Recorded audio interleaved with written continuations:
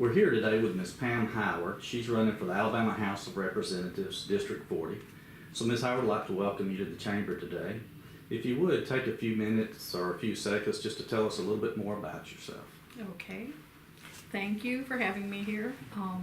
I have lived in Alabama since 1996. My husband and I own a small business. I have been married to a Calhoun County native for 18 years. We have 3 children between us and 4 beautiful grandchildren. And I love Alabama, and that's why I want to work hard to make sure it's as good as it can be. Thank you. Getting to our questions now, our first question is dealing with infrastructure. There's a lot of talk about the challenges facing the state, and what are your solutions for the infrastructure issues, and how would you fund them? Well, the state legislature is in charge of funding our county commissioners who make most of the decisions on how to spend that money. I think they do a pretty good job with paving roads and addressing the issues with unsafe bridges, but something I think we really need to focus on is making sure we have broadband available throughout the state. I think that is key to being able to drawing in new industry and to making sure we can provide the best education, services like teledoc. So that would be one of my key infrastructure priorities.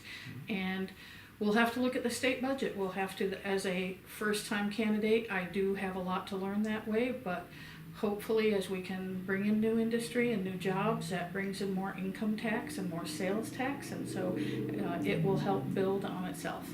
Okay, thank you. Our second question is dealing with prescriptions.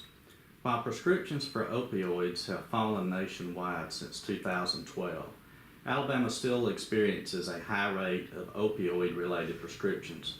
In 2016, there were at least 1.2 opioid prescriptions for every individual in the state, an 82% increase in deaths from overdoses between 2006 and 2014.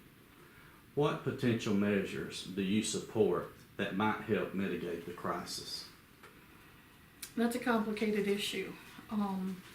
I think it's key that we look at why so many people are turning to drugs outside of pain management because somebody has a medical reason. I believe a lot of it comes from the fact that there isn't enough opportunity and that people don't see a bright future for themselves. Obviously, it's overwhelming for law enforcement. There's mental health issues, but I think that having a bright future is a key to having a happy person. So I think that we have to address it from several different areas. I think we have to be careful to make sure that we monitor both the pharmaceutical companies and the physicians who are writing those prescriptions. But I think a lot about it is just making sure there's opportunity so you have a choice other than just believing that is your happiest option.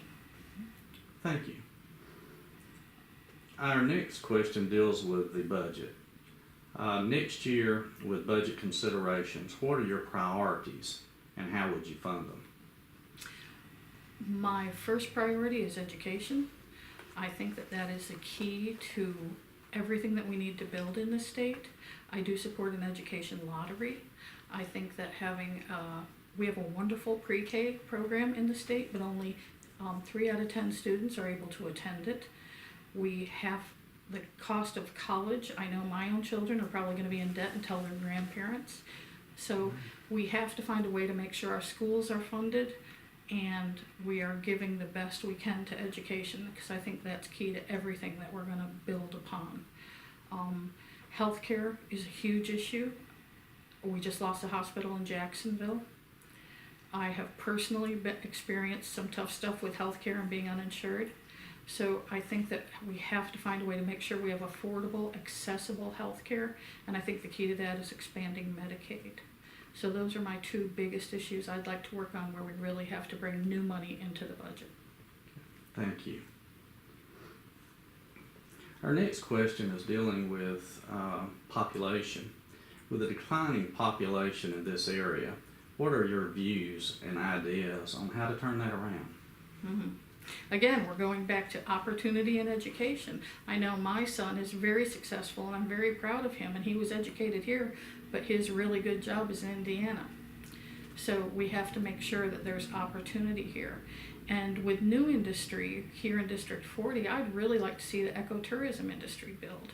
And with what they've done at McClellan, with the bike trails and Coldwater Mountain, we have kayaking and mountains and caverns and so many things that we could draw people to Alabama. And I think that will bring in a lot of good jobs. And with that, more industry will follow. So I think that that's what we have to work on. Thank you. Now we get to the question that deals with the workforce as well as education. What are your solutions to help provide necessary resources to support Alabama's current and future workforce needs? That is, as I've traveled around and talked to some different industry leaders, having a trained, qualified workforce is the biggest issue. And I think that we need to, at the high school level, expand vocational training and not just make advanced education the only thing that we're working towards. We should have that available for unemployed adults too, to build on job skills. So that, and teaching soft skills, making sure people take pride in their work and show up for work and all. I think part of that problem is that wages are so low. So it's hard to be motivated to work for $400 a week before taxes. And so I think we need to help build wages up, draw businesses that aren't, where we aren't just good for them, where they're good for us, and make sure that we start creating more opportunity for good paying jobs. And people themselves, I believe, will be better employees when it shows a better future for them. Okay, thank you. Now to the healthcare issue. What measures would you support to better stabilize hospital finances in order to prevent future closings? We have to expand Medicaid. We're one of 14 states that hasn't done that so far. And when we lose these hospitals, most of that is because of underinsured and uninsured people. So we close the hospital, but those people move to the larger regional hospitals. They still don't have insurance, so we're just kicking the can down the road. We aren't fixing anything. I believe that a lot of healthcare cost management is going to have to come from Washington. But as a state, we need to do what we can to make sure there's as much accessible, affordable healthcare as possible. And expanding Medicaid is the key to that. The states that have done that find that although there is a cost to it, of course, to the state, the jobs that are created are enough in the tax revenue that it actually is offsetting the entire state allotment. And we have to address mental health care too. I believe that's a big part of the issue, and it affects many different parts of our communities. Okay. Thank you. That concludes our questions, and now we have just a minute or two for you to tell the voters of District 40 whatever that you would like to tell them. If there's something that you thought of during your answers that maybe you didn't mention earlier, or if there's some other views or things that you would just like the voters to know, if you would share with them at this time. Thank you. I have to start with saying I love Alabama, and I want people to see Alabama the way I see it, as a wonderful place to live, as a wonderful place to work and raise families. Our government has been stagnant for a long time. I believe it's geared toward taking care of special interests and lobbyists more so than the people we represent. And when something hasn't improved in decades, when you've done the same thing over and over again and it's not getting better, we have to do something new and different. I want to do this job. I want to work for you. I want to represent the people here in Calhoun County, and I hope you'll give me the opportunity. And thank you very much. Well, Ms. Pam Howard, we appreciate you and your willingness to run for the District 40 of the Alabama House of Representatives, and we appreciate you spending this time with the Chamber today. Thank you very much.